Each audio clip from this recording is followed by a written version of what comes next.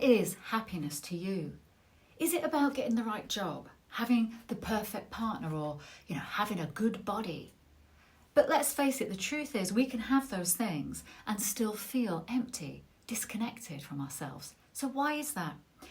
It's because without realising it on an everyday level, we can be blocking the very happiness that we're chasing.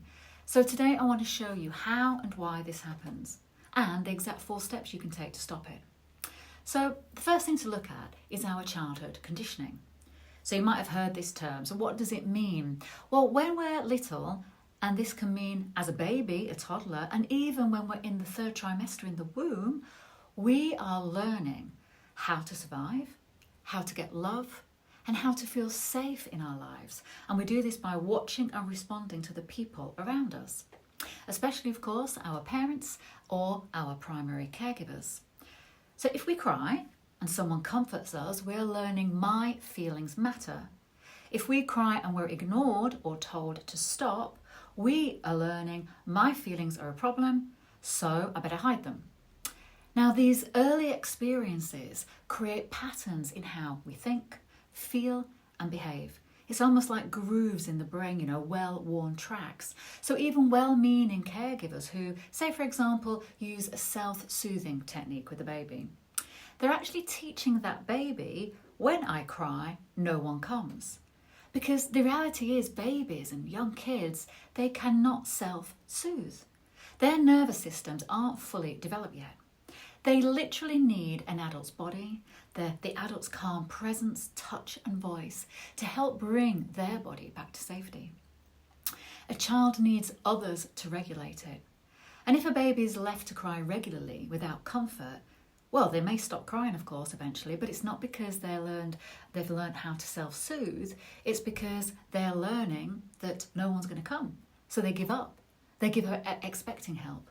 And inside, their stress system is still switched on. So what they're learning is, when I'm upset, no one comes. And that is not self-soothing. That's survival. And this can set the stage for struggle, with trust, emotional regulation and connection later in this child's adult life. Because as we grow up, these survival patterns, they happen automatically and they become what we think of as our personality. But it is not our personality. It is a conditioned response to what we learned as a child. And we can end up being held back by our own protectiveness. So, for example, if you've learned to keep quiet to avoid conflict in your early years, you might struggle to speak up now as an adult. If you learn to be perfect to get love, you might still feel like you are never enough as an adult. So healing from childhood conditioning, it means noticing these patterns to begin with, understanding where they come from, and then gently practicing new ways of being that match who you really are now. Not just who you were back then, who you had to be back then. We are so much more than this conditioned self. There is a part of every one of us, of you, that is a complete individual. Imagine you will never be recreated in the whole of existence. Now, how amazing is that? And the truth is that you have a life force inside of you, an essence that naturally wants to live, grow, create. But even just our thoughts can hold us back. So we're holding back our expression of life. Now, this is a form of self-hate, but we do it every day without consciousness, that we don't connect to how bad it is and how much we're blocking ourselves. So how do we do this? We may say in a situation that we can't cope. But this doesn't give our innate resilience a chance to thrive. We may say, I am unlovable. A belief that is given to us from what we experienced as a child. It's got nothing to do with who we are now, what sort of person we really are. We might think that nothing goes right for us in our life and that we can, get into this continuous loop. We want something in life, but then we block it. We're frustrated and then we want again and we block. And we do this unconsciously. It's a learned behaviour from the past. So all the work I do with myself and my clients is to bring this behaviour into our consciousness, into our everyday awareness, because that's where we can reprogram these beliefs and take back control of our lives. This unconsciousness behaviour in us, it happens in a very real way. It's a scientific thing. It happens in our nervous system. It is your nervous system's main job to keep you safe. It's like a security guard, and he's always scanning for danger. And it's all based on what you've lived through before. So when something in your present reminds this security guard, reminds your body of a past hurt or threat, and this can even be a tiny hint, your nervous system reacts automatically. It goes into fight, flight, fawn, or freeze. Now, in these moments, it's not thinking about your dreams and your goals. It's thinking, literally, how do I keep you alive?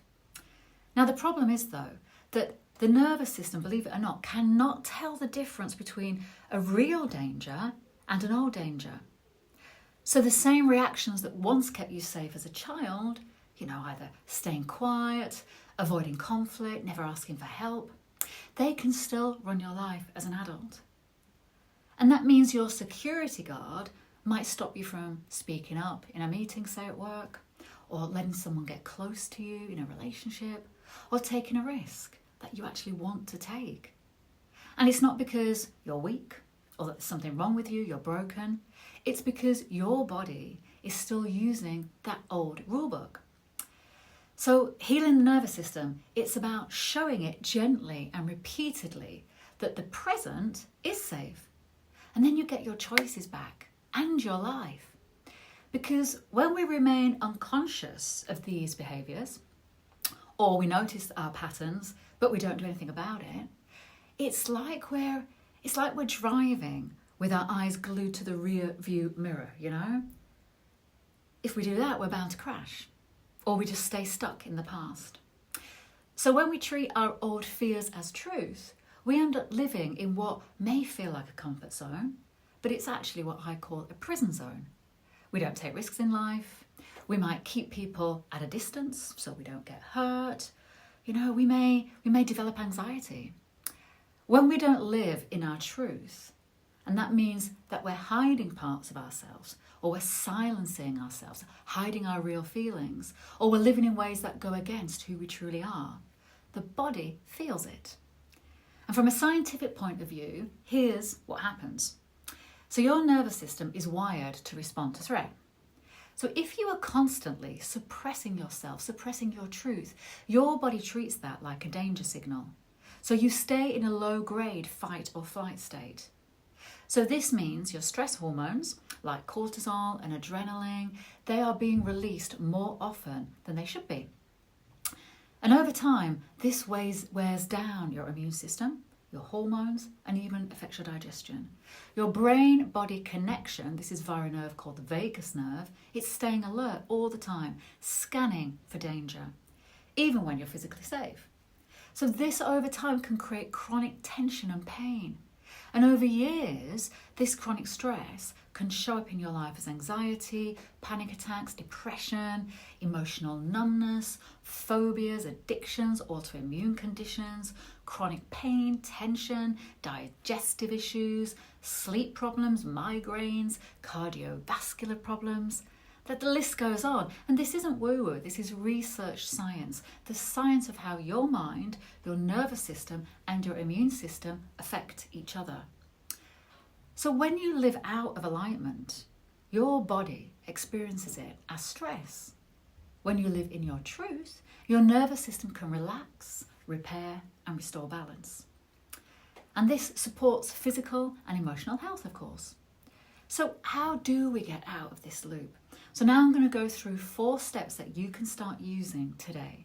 So step 1, catch it in the act. You've got to notice the thought as it happens. I'm thinking I can't do something, or I'm not lovable. Now, believe me, this takes time, and it's a skill in itself, because these behaviours, they happen on such a subtle, unconscious level that it takes a great deal of time, patience, and practice to start to break yourself down, as it were. But once you catch it, you don't judge it. You just see it. And it's awareness that it's like you're putting your hand on the steering wheel, as it were, instead of letting the old patterns drive. That's what awareness does for us. Step 2, we just question the story. Start to think, hang on, is this really true right now? Or I remember watching that video. Is this one of those conditioned responses I've read about? And this separates the present moment from that past conditioning. Now, step 3, this is where we have to bring it into the body somatically. So before doubt takes over again, pause. Connect with yourself. Slow down. Stop what you're doing, even just for a moment, and breathe. Take a deep, slow breath into your belly and let it out with a sigh. Feel your body. Feel your feet on the ground, your spine, your shoulders. And if you're in a space where you can, move through it. Shake your arms about, dance, stretch, move in any way that frees that feeling. And then flip the thought out loud or in your mind, depending on where you are. Just say the opposite of the doubt. I can do this. I am capable. I am lovable. Because remember, the work that you're doing, just remind yourself all the time, this is me breaking the old pattern. And then you can take one small action in the direction that you want to go, whether that's reaching out to someone or whatever it is. And this tells your nervous system, I am safe and I'm choosing this. And step 4 is we rewire through repetition. So each time you choose differently, you are training your brain and your body to trust you. And that trust changes everything. Your brain is learning through repeated experience. And it's not willpower, it's repeated experience. And every time you catch the thought and you question it and you act anyway, you're literally building new neural pathways. And over time, the I can't voice fades and the I can voice starts to take over. So remind yourself, you are not broken.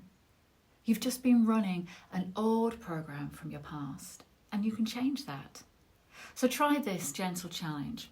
How about, for the rest of this week, every time a limiting thought appears, you pause, you name it, and you take one small step anyway, and just watch what changes.